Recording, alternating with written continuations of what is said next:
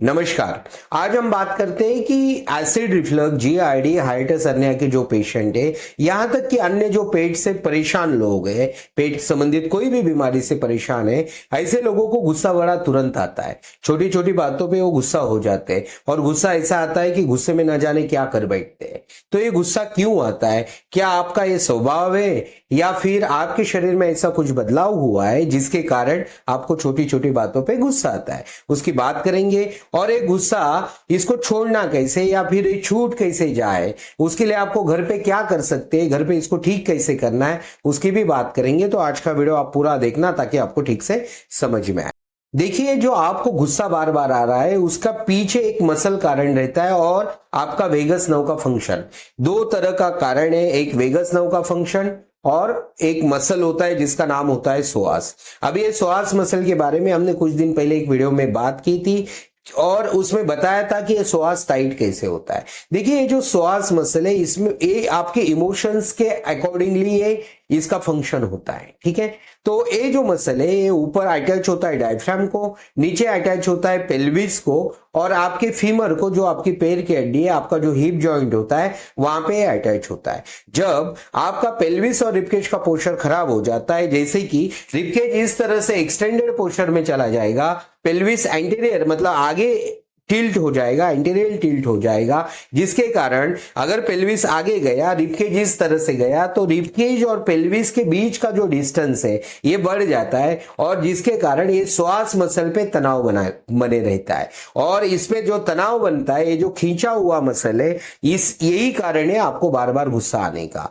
दूसरा कारण है आपका वेगस नर्व का फंक्शन, क्योंकि ये आपका जो डायफ्राम है वो सही पोजीशन में है नहीं, उसका पोस्चर सही नहीं है। जब आपका रिबकेज एक्सटेंडेड पोस्चर में होता है तो डायफ्राम डिसेंडेड और कॉन्ट्रैक्टेड पोस्चर में वो नीचे रहता है, जिसके कारण आपका जो एलियस है ये ओपन रहता है, वो ठीक से क्लोज नहीं होता, उस पर प्रेशर बना रहता है, डायफ्राम खींचा हुआ रहता है। और आप सभी को पता है कि जो एलियस है वहां पे जो ओपनिंग होता है वही से आपका इसोफेगस और वेगस नर्व जाती है। तो इसी के कारण वेगस नर्व का फंक्शन डिस्टर्ब होता है और पेल्विस और रिबकेज के पोस्चर के कारण आपका श्वास खींचा हुआ रहता है। ये दो कारणों की वजह से आपको गुस्सा आता है। अभी बोलोगे, आप बोलोगे ऐसे कितने सारे लोग हैं जिनको गुस्सा आता है लेकिन उनको एसिड रिफ्लक्स नहीं होता। फिर ऐसे कितने सारे लोग हैं जिनका रिबकेज और पेल्विस का पोस्चर भी खराब रहता है, फिर भी उनको एसिड रिफ्लक्स नहीं होता, फिर भी उनको गुस्सा नहीं होता। तो ऐसा क्यों होता है उसके बारे में अभी बात करते हैं। देखिए, दो तरह के लोग होते हैं। एक इंसान गुस्सा करेगा और गुस्सा करने के बाद मैंने गुस्सा क्यों किया, उसके मन में गिल्ट आता है, मैंने सामने वाले को हर्ट कर दिया, सामने वाले को बुरा लगा होगा, मुझे ऐसे नहीं करना चाहिए था, ये सब फीलिंग उसके मन में आती है और वो गुस्सा किया, इसके बारे में गुस्सा करने के बाद कई समय तक वो सोचते बैठता है। एक तरह का इंसान ऐसा है। दूसरे लोग ऐसे होते हैं कि वो गुस्सा करते हैं और तुरंत भूल जाते हैं, वो सोचते नहीं बैठते। ठीक है, अब ये दोनों लोगों में अंतर क्या होता है? जो लोग गुस्सा करने के बाद उसके बारे में सोचते रहते हैं तो वो लोग क्या करते हैं, उनको गुस्सा किया, उनको गुस्सा आया, मतलब उनका श्वास टाइट था, उन्होंने गुस्सा किया, उसको और टाइट किया और वो करने के बाद भी आप उसके बारे में सोचते बैठे हो, इसका मतलब आप श्वास को और टाइट कर रहे हो, मतलब आप श्वास को रिलीज होने ही नहीं दे रहे। ठीक है, और ऐसे लोग जो है जो बाद में सोचते, उनका श्वास कंटिन्यूअस खींचा हुआ रहता है। तो ऐसे जो लोग हैं, यही लोग पेट से पीड़ित रहते हैं। पेट की बीमारी इन्हीं को होती है, इन्हीं को गुस्सा ज्यादा आता है, इन्हीं को एसिड रिफ्लक्स ज्यादा होता है, इन्हीं को हाइटिस हर्निया ज्यादा होता है। और दूसरे तरह के जो लोग हैं, जो लोग गुस्सा करके छोड़ देते या फिर खुद सोचते नहीं बैठते, उनको पता है कि जो गुस्सा मैंने किया उसमें मेरा श्वास टाइट हुआ, लेकिन बाद में मैंने नहीं सोचा, इसका मतलब है कि वो खुद को रिलैक्स करना जानते हैं,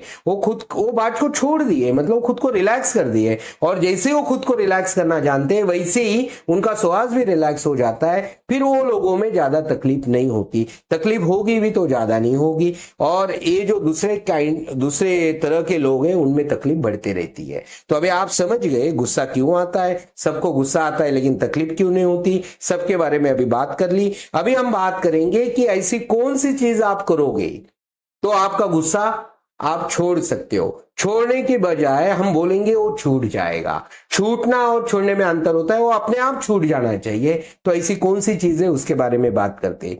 देखिए, अगर आपके श्वास को आपको रिलीज रखना है, ठीक है, आपके इमोशंस को आपको कंट्रोल में रखना है, तो आयुर्वेद में बताया गया है कि जब आपका पाचन विकृत होता है, जब आपका पाचन क्रिया बिगड़ता है, तो आप मन से परेशान होते हो। तो इसीलिए आपको पाचन क्रिया सुधारनी होगी। पाचन क्रिया सुधारने के लिए आपको आयुर्वेदिक दवाइयां लेनी होगी। उसके लिए आप हमसे संपर्क कर सकते हो। और दूसरी बात, इस चैनल पर ऐसी बहुत सारी ब्रीदिंग टेक्निक्स हमने दे रखी है, जिसमें अगर आप देखोगे कि सभी टेक्निक्स में हमने ऐसी आपको पोजीशन दी है जिसमें आपका पेल्विस और रिबकेज का पोस्चर हमने ऐसे करके रखा है कि आपका श्वास उस पोजीशन में रिलीज हो जाता है। हम क्या करते हैं, पेल्विस और रिबकेज को इस तरह, मतलब जो इस पोजीशन में, उसको हम इस पोजीशन में लाते हैं, पेल्विस है, रिबकेज है, इस पोजीशन में लाते। जैसे इस पोजीशन में लाया, इसके बीच में जो श्वास है वो रिलीज हो जाता है।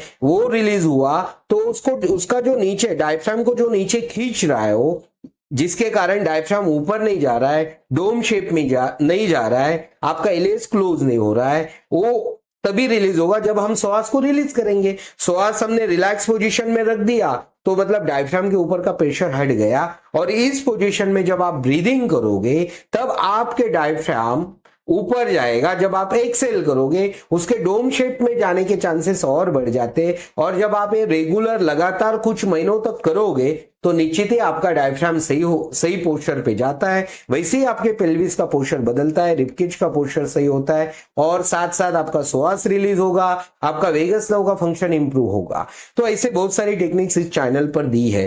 फिर भी अगर आपको कुछ दिक्कत है और आपको लगता है कि आपके लिए एग्जैक्ट कौन सा टेक्निक करना चाहिए, तो इसके लिए आपको आपका पोस्चर एनालिसिस करना होगा। उसके लिए आप मुझसे संपर्क कर सकते हो। और ऐसी वीडियोस देखने के लिए इस चैनल को आप सब्सक्राइब कीजिए। अगर आपको लगता है ये वीडियो किसी के काम आ सकता है तो इसे ज्यादा से ज्यादा लोगों तक शेयर कीजिए। आपने आज का वीडियो देखा, इसके लिए आपका बहुत बहुत धन्यवाद।